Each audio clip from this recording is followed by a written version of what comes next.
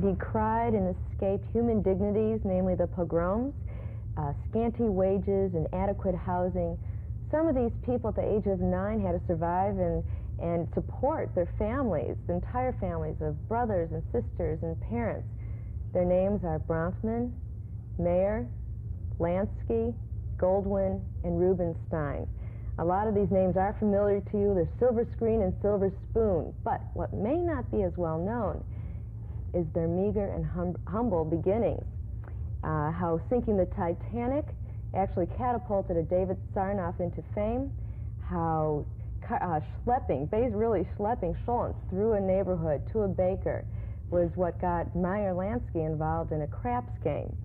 Well, these stories and a lot more are what our guest explored thoroughly, the modus operandi of these Eastern European Jews, the rise of them in America. His name is Stephen Birmingham, best-selling author of Our Crowd and The Grandees and about 20 other books, and he just came out with another best-selling one. It just hit the stands, and I sense it is going to be a bestseller. It's called The Rest of Us, which explores how the Jews came from Poland to Polo in one generation. Thank you for being here, Stephen. Nice to be here, Deborah. Thank you. Stephen, was there any one person in the book who drastically changed your opinion of them? Well, I think Deborah Palmer would be Meyer Lansky, because I always heard of him as being the kingpin of organized crime and so forth. But when after talking to his widow, I realized this was quite a guy. Yes, he made a lot of money in gambling, illegal and legal. I mean, he and his friend Benny Siegel sort of invented Las Vegas, but Las Vegas gambling was perfectly legitimate. Well, as a matter of fact, she would say her husband was in the real estate development business. Right, well, he sort of was, the hotel business. Foreign governments in Cuba under Batista, called upon Meyer Lansky to come in and set up the casinos and so forth. He made a lot of money in Prohibition, but there he was, of course, serving a need. There was a desperate need for booze during the Prohibition years, and he was a man of scruples. Although he made money in gambling and invented the numbers game, which is now the basis for all these state lotteries, which are going on. He would not get involved in prostitution. He would not have anything to do with drugs. He considered that dehumanizing, and so he had his scruples. He never had anybody killed. Which that we know about. That we know about. You allude to Bugsy Siegel, but yeah, he had other means of dealing with people. I don't think he would have had to have anybody killed. I'm glad you brought up. Put the screws on him without doing that. Right. Well, he was a very bright person. He was very good at mathematics. I think I mentioned in the book that if he had wanted to be the head of General Motors, he probably could have been. Could have. Well, that's really why he succeeded. It was, and I mentioned in the intro, this guy was a cacophony of personalities. He actually got involved in the crap games by schlepping the Scholent to the baker so it would be ready for his mother on Shabbat. He was a pious Jew, observed the Shabbat. In fact, it was he who single-handedly finagled a deal for Cuba to accept the Jewish refugees who had come there on a boat. He also said, when someone asked him what his most significant contribution to America was, he said it was that he struck a blow to social anti-Semitism in America. How do you explain this? Because his casinos were open to all races and creeds and faiths. And he pointed out that when he first went into the Catskills with his gambling operations, the Catskills were segregated, and not in any of Meyer Lansky's establishments. Everybody was welcome. If you could also, you hit upon one distinction. You said there was a difference between the Jewish gangster and the Italian gangster. There's what's known in the Italian strata as Godfather syndrome. Yes, the son moves into the father's position. Setting up the family dynasties and so forth. Yeah, how's it different than Jewish? The Jewish gangsters didn't do that. I mean, illegal gambling was a way out of the ghetto. I mean, Lansky had no particular education, no money when he started out, and it was just a way to get out, to run these crap games. And it, of course, expanded into larger gambling operations. But he didn't want that for his sons. And the others didn't. They sent them to very aristocratic schools, Harvard, Yale. His daughter went to college, to a very nice college, and one son was handicapped, but the other one went to West Point and became an Army officer. very American. And his son, when his son got married, he was so proud of his father that he wanted to name his son, who had been Meyer Lansky's grandson, wanted to name him Meyer Lansky II. Yeah.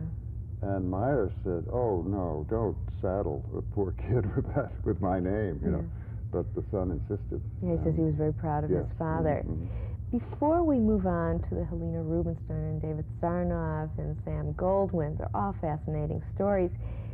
What is, you deal with that in your book, what is the secret to these Eastern European Jews' success? They come here, the German Jews had really staked their claim on the land to success. They came here to make it, to better their lot in life. Here come these indigenous, with the schmatis, the baggage, literally baggage, and they come with this terrible language called Yiddish. What was the secret to their success? Well, for one thing, they, had spent centuries trying to survive, and it's Darwin, I guess, the survival of the fittest. They had, in the little shtetls in Russia and Poland, they always said a blessing for the long life of the Tsar, because at least you knew what this one was capable of, and it was the next one you're worried about. And so they were gamblers by instinct. I mean, what bigger gamble could there be than emigrating from your home country at age 10, 11, 12 years old? They came to escape not only from pogroms, but from lifelong conscription in the Tsar's armies. The boys were taken in at 10 or 11, and it was forever. They never got out, and they were sent to the remote corners of the empire, never saw their families again. So there was that, and then I think when they got here, they found themselves on the receiving end of uptown Jewish philanthropy, which was begrudgingly given, but it was given. I mean, they set up the settlement houses, and Lillian Walden, her nursing service, were taking care of the sick, and the schools and City College, which educated the next generation and so forth. All these things were free. Little ambivalence in the receiving and the giving. Well, they disliked being on the receiving end of charity. They took what they had to take, but they were determined to shake off this yoke of being on the dole. And there's a lesson there for some other minority groups, it would seem to me. You also mentioned instinct. They came with an incredible sense of instinct. And also, faith. And faith. Faith in America as the land of golden opportunity, that anything could happen. And, when you have this blind, naive faith that anything is possible, it turned out to be possible. Well, I particularly like the story of Emery Roth, and he comes here with the name of a man he has to look up. He comes here, he loses the name. He thinks everyone's going to know who this man is. Yes. And here they send him away. They can't afford to have him anymore. He ends up going to military camp to be the mascot. Right. And then the history starts there. A self-taught architect. That's right. And you also said they could be trusted, like a man, Blaustein, who set up the gas pump. Suddenly people could see. How much gas they were getting in their cars. Yeah. In the early days of automobiles, you just had to take the gas station attendant's word for how much you'd put in your car. But Mr. Blaustein had this idea of a graduated tank with, marked off with the gallonage, and if 5 gallons went in your car, the tank dropped 5 gallons worth. And so, progenitor of the gas station. Right. He also had the first drive-in gas station. They used to be on curbside. That's right. And he decided he could serve people better by... That's one thing I think that you have to say for the Jewish entrepreneurs, the ones who became successful. For the most part, they were honest people. They believed in giving fair weight. If you got a dozen eggs, if you paid for a dozen eggs, you didn't get 11. They didn't short you. But if you compare them with some of the Christian entrepreneurs of the robber baron era, old man Vanderbilt, who said the public be damned, Jews didn't take that as they cared what the public thought about them. Which I want to get into some of these people who cared about the public. But it was funny. You mentioned this too. They become little Caesars. We'll get into that later. They become almost as despotic as the people they were escaping.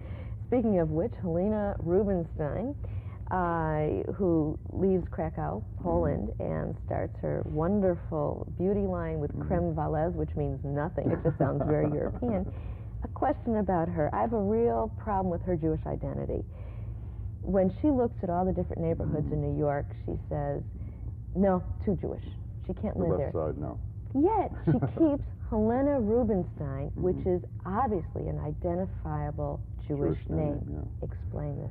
Well, there was a great ambivalence in a lot of these people. Well, it was sort of a Jewish schizophrenia. You know, they didn't know how Jewish they wanted to be and how assimilated they wanted to be. Helena Rubinstein married a guy named Prince Alcho Gurieli, and he was some sort of white Russian prince of some sort.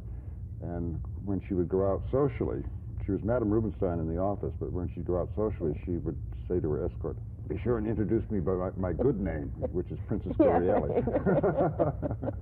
Rubinstein was her bad name. Fascinating women, though. It all started, I don't know if the people know, started in Australia. She saw the sun-drenched skin. Said, these women need help. And after the war, these women were so pale, blackadick, as we say. Now, contrary to that, here she keeps her Jewish name and doesn't want to live in a too Jewish neighborhood. Then we have Irving Berlin, who was Izzy Balin, who comes from Russia, Izzy coming from Israel. Also, as a lot of people may not know, he could only play the piano in F sharp, which is really surprising.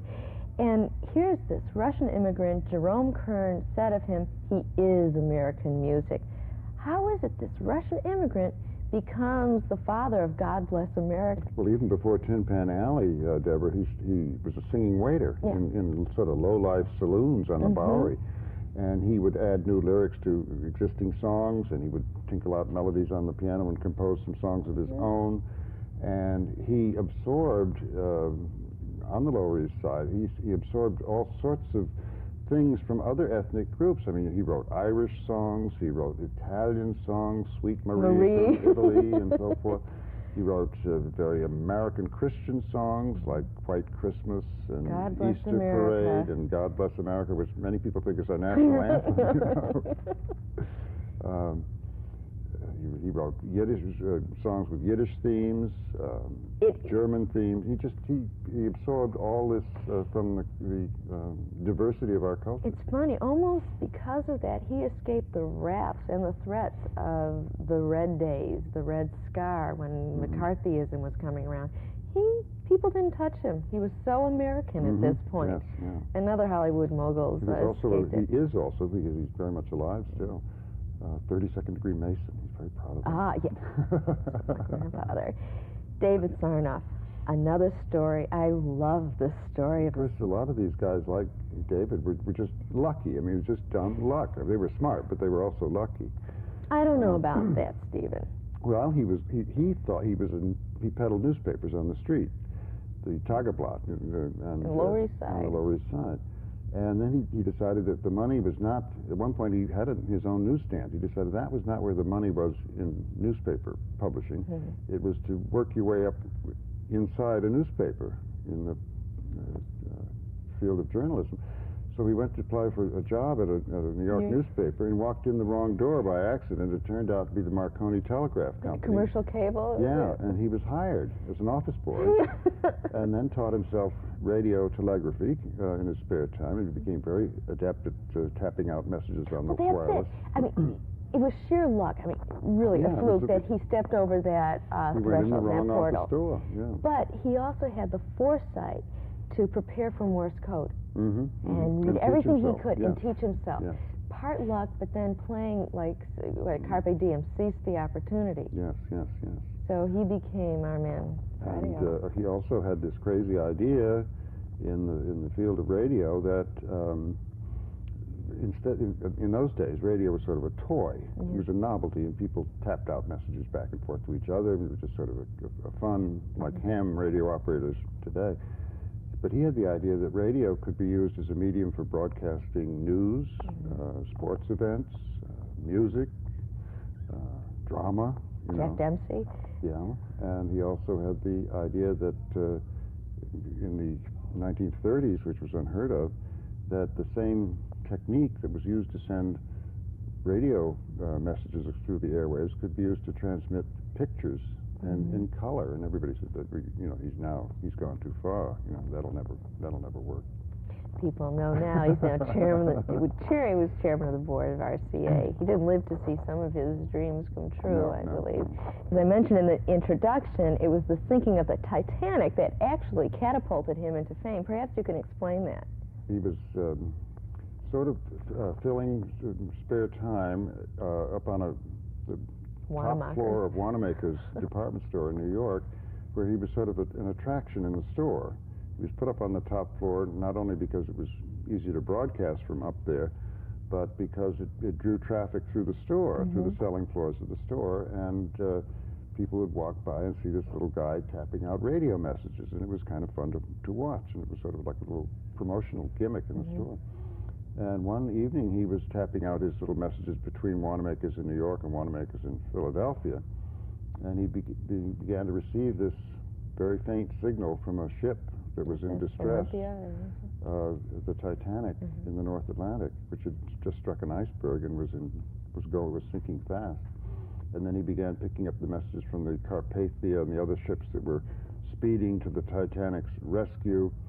And so for the next 24 hours, David Sarnoff was the lifeline between what was happening with the sinking of the Titanic and the rescue operation, and also, who had made it to the lifeboats and who had gone down. So he found himself in the company of Isidor Straus.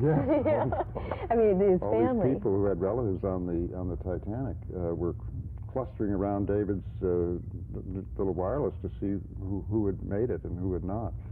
And 24 hours later, he was the hero of the day, and sort of a national boy hero, and from then on it was all uphill. I think what a lot of people don't know is really how David Sarnoff really made it was through this mysterious woman. In order for him to buy the newspaper stand, which was situated in an Irish Catholic neighborhood, no one would buy the Yiddish newspapers there, he needed $200. And it was almost like manna from heaven. A woman came up to him, anonymously handed him an envelope of $200. Why don't you tell us a little bit more about it, but don't divulge all of it. Now, this is a story that he always told, and it seems improbable, but he swore it was true. That one night when he was at the end of his rope and didn't know where he was going to get this $200 to set his mother and brother and so forth up in their own newsstand, a mysterious lady appeared at the entrance to his tenement building and said, "I hear that you are a very enterprising young man and that you need $200. Please take this money." And she handed him the envelope and then disappeared into the night. In the envelope was the $200 he needed. Never. The outcome of this story is told later in the book. Never to be heard again. It's a little bit improbable, but he always swore that that's what happened. I'll tell you, it keeps you reading. It drove me crazy. It was a chaotic dream. I was like, oh, I got to find out. Cannot skim this book. It's World War II, and there are some Jews trying to raise money on behalf of the Jewish war effort. Now, it's not to be confused with the American war effort. This is the Irgun trying to establish a state of Israel. When the Hollywood moguls are approached, they don't speak out. Why is that? Well, I'm sorry to say that one of the villains there may have been Roosevelt, but certainly one of the villains was Joe Kennedy, who met with the leading Jews in New York and then the leading Jews in Hollywood. And this was the early 1940s, and when it was apparent that it would not be too long before the United States got in the war. And at that point, American Jews were hearing very distressing things about what was happening in Germany. And Kennedy said to these meetings with prominent Jews, let's not make any fuss about this, because we do not want to turn this into a Jewish war. That would not be popular with the American people. And so the sort of lid was put on. In Yiddish, they say shasha. It was shasha time, you call it, yeah. It's not a very pretty story. No, but then Ben Hecht is approached by the... Well, Hecht was a firebrand, Hollywood writer, very good one. Hecht, however, failed to realize that in Hollywood, a writer of any kind, no matter how well acclaimed, Hollywood writer is like a corporal in the army. He doesn't have anything to say, really.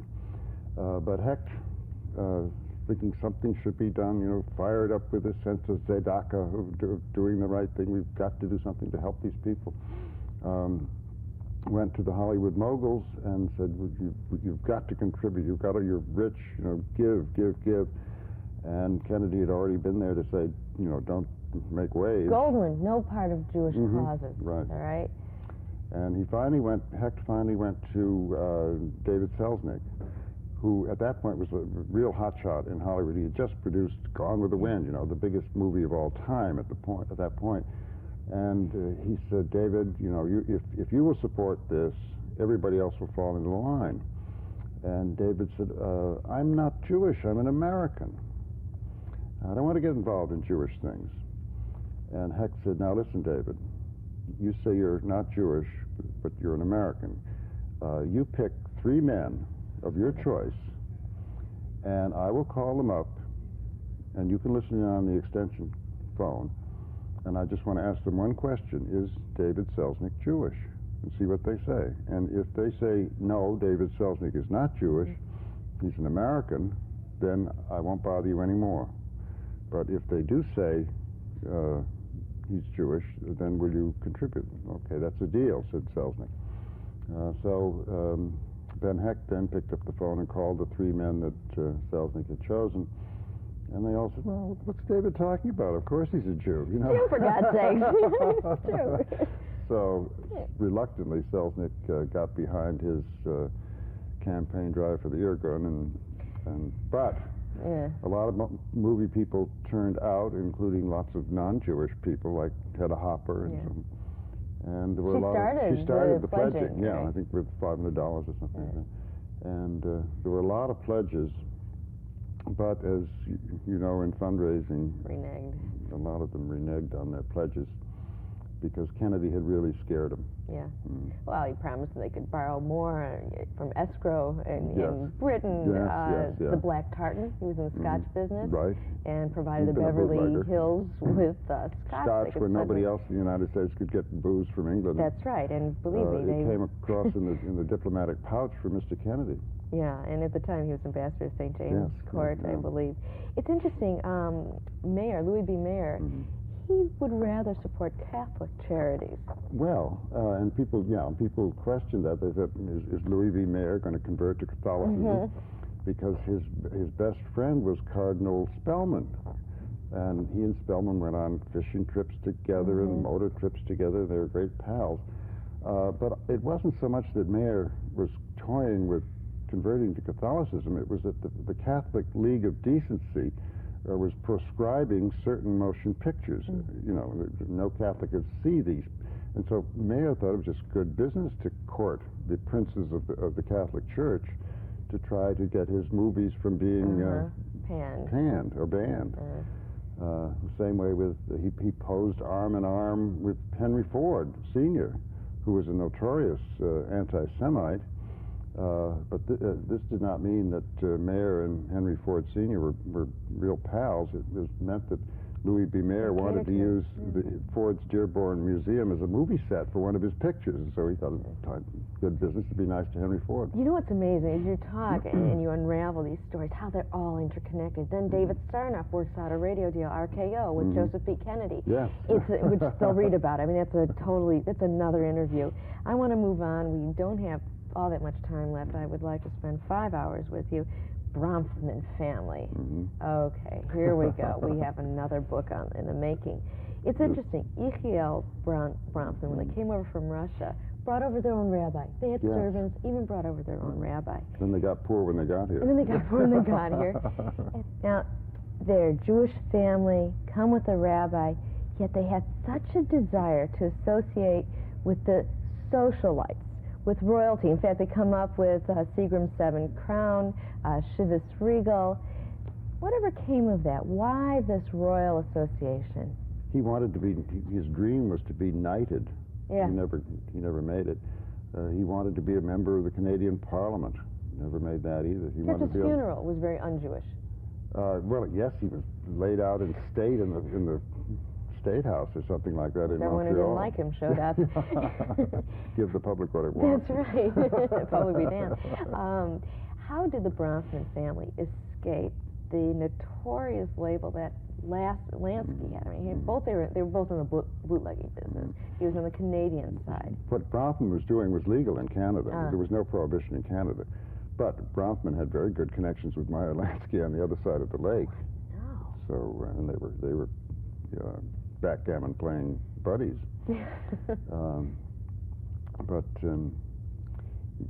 Bronfman always said, "When are they going to stop calling me a bootlegger? I was not a bootlegger." You know, that he was you mentioned it. dealing with bootleggers all the time. I have to mention this, just an aside, an asterisk. You said your mother too was a bootlegger of sorts. She had some booze in her. When she went to Europe, she came back from Europe with all sorts of little miniature bottles stuffed in her brassiere and in her girdle, and also hanging between her legs. She was sort of jangling as she walked through customs.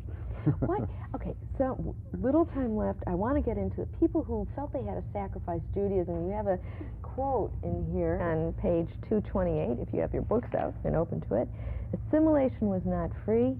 One of its prices was constant inner conflict, a crisis of conscience, a divided soul. What did they have to give up Jewishly? There's Rose Pastor Stokes, who marries Graham Phelps Stokes, and she fought for Jewish leftist causes, yet she lived like a Gentile, a WASP. She's in the social register. There's Julia Richmond, a high-tune educator, becomes a superintendent of school systems in New York, and she taught in the Lower East Side, yet she condemns the pushcart peddlers for violating license laws. And then there's the Schiffs, who don't condemn who don't speak out against a commissioner in New York when he makes anti-Semitic statements. What did they have to give up Jewishly? Well, there's always the schizophrenia. We talked about it before. There's there's the traditional thing that to be poor, to be a Jew is to be poor, that you're more blessed. And yet, when some of these people found themselves being enormously successful, it was a crisis of conscience. What had they given up for all their money and success? In order to become Americanized, they had lost some of their tradition, and they realized this. And I think this created a tremendous inner conflict, which maybe is not even resolved in 1984. Another inner conflict. A lot of them escape the wrath of the czars, the pogroms. They come to America, they make it, they become as despotic as those rulers. Helena Rubinstein. Bronfman had to have a special phone made for him because he slammed it too hard. None would. If somebody gave him bad news, he'd throw the phone across the room. People bodily removed. Why did they become as despotic? I think it was this crisis of conscience again. They didn't quite know who they were anymore. Okay, another question. I assume you're Jewish. You've written about our crowd, the German Jews. You've written about the Sephardic Jews. You've written about Jackie Kennedy as well. Now you write about the rise of the Eastern European Jews. You are Irish Catholic. Well, public be damned. I didn't know that. Why are you so impassioned? There's a theory that the Irish may be one of the lost tribes. And if we go back far enough in history, Deborah, we were all Jewish, I guess, at one point. I think so. What is your passion with this, your interest? Oh, I just knew some of the people, and I used to work for the Bronfmans, for example. I've seen Mr. Sam throw that phone across the room. Hopefully not at you. And the little plaque on the wall where he threw a paperweight at somebody and it missed him by a fraction of an inch and embedded itself in a window, and thank God didn't go through the window and out onto this busy street below. Well, Stephen Birmingham, I'm so glad you weren't one of his victims and you were able, and inspired you to write, obviously inspired you to write the rest of us. Thank you so much for being with us. And for Focus, I'm Deborah Palmer.